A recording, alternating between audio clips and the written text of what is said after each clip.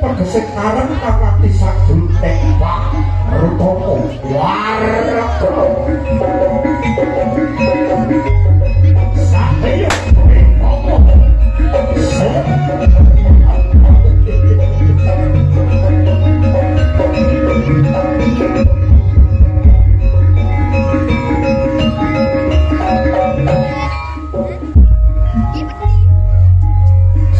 Sudiro Jaya takrak-takrak Dharma Stuti sapa sing tumindak ndi